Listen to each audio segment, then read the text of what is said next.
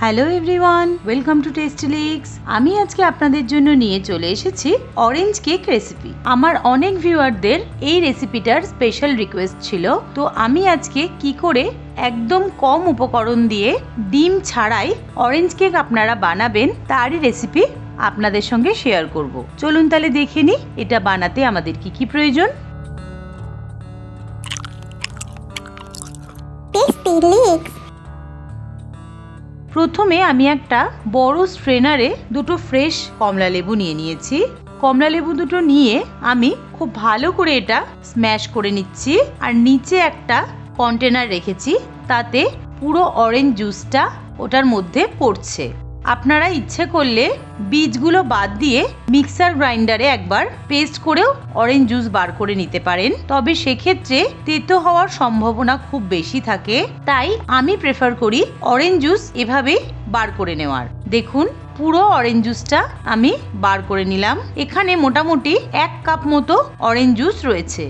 এবারে একটা মিক্সিং বলে আমি এই অরেঞ্জ জুসটা ঢেলে নিচ্ছি। এবারে এর মধ্যে আমি দিয়ে দিচ্ছি 1/2 কাপ গুঁড়ো চিনি, দিয়ে দিচ্ছি 2 টেবিল স্পুন গুঁড়ো দুধ, দিয়ে খুব ভালো করে আমি মিশ্রণটাকে ফেটিয়ে নিচ্ছি। খুব ভালো করে মিশ্রণটাকে ফেটিয়ে নেওয়ার পর যখন খুব ভালো করে চিনি আর গুঁড়ো দুধটা মিক্স হয়ে যাবে, কোনো রকম লাম্প থাকবে না, তখন বুঝতে হবে এই মিশ্রণটা আমার রেডি হয়ে গেছে। এই পর্যায়ে আমি এর মধ্যে দিয়ে দিচ্ছি 1/2 কাপ প্লাস 1/3 কাপ ময়দা। ময়দাটা দিয়ে খুব ভালো করে এটাকে মিক্স করে নিতে হবে যতক্ষণ না পর্যন্ত একটা স্মুথ ব্যাটার তৈরি হয়। দেখুন একদম স্মুথ একটা ব্যাটার তৈরি হয়েছে। এই পর্যায়ে আমি এর মধ্যে দিয়ে দিচ্ছি 3 টেবিল স্পুন রিফাইন্ড অয়েল। তেলটা দিয়ে আরও একবার খুব ভালো করে এটাকে আমি মিক্স করে নিচ্ছি।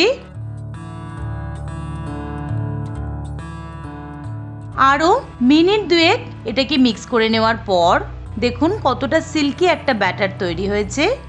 কালারটাও আপনারা দেখলে বুঝতে পারছেন, কোনো রকম আর্টিফিশিয়াল ফুড কালার ব্যবহার করা ছাড়াই একটা ন্যাচারাল অরেঞ্জ কালার চলে এসেছে।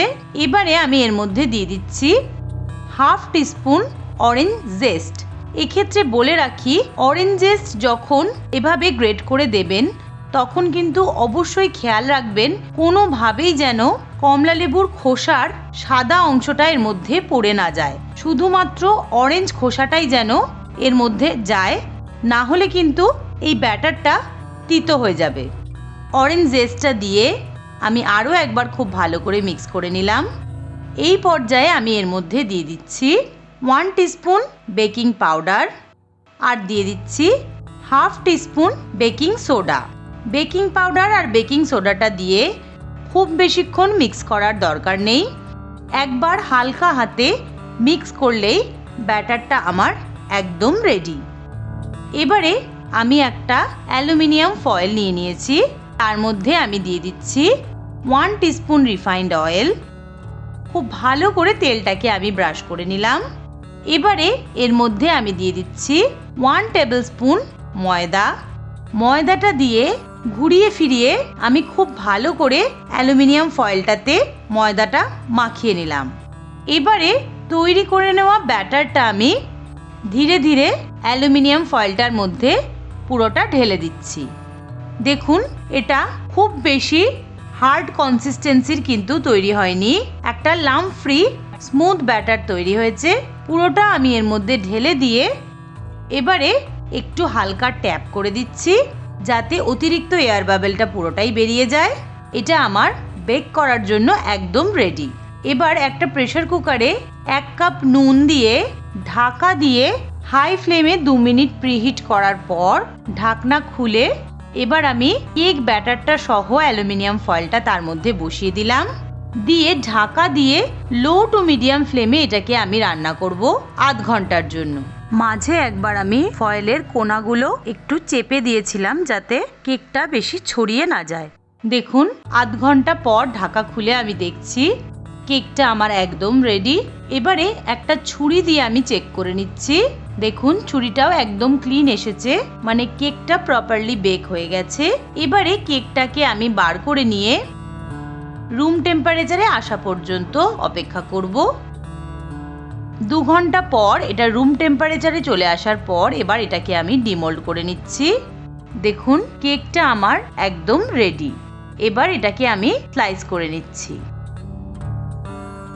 এবার এটাকে আমি প্লেটিং করে দিয়েছি, দিয়ে ওপর থেকে আমি অরেঞ্জ সিরাপ দিয়ে দিচ্ছি 1 টেবিল স্পুন। এতে কেকটা খুব বেশি ময়েস্ট থাকবে, অনেকক্ষণ পরও কেকটা কোনোভাবেই ড্রাই হয়ে যাবে না, আর পুরোপুরি অরেঞ্জ ফ্লেভারটা কেকটার মধ্যে ওভারপাওয়ার করবে, তাতে এর স্বাদ আরও দ্বিগুণ হবে। দেখুন এটা সার্ভ করার জন্য একদম রেডি।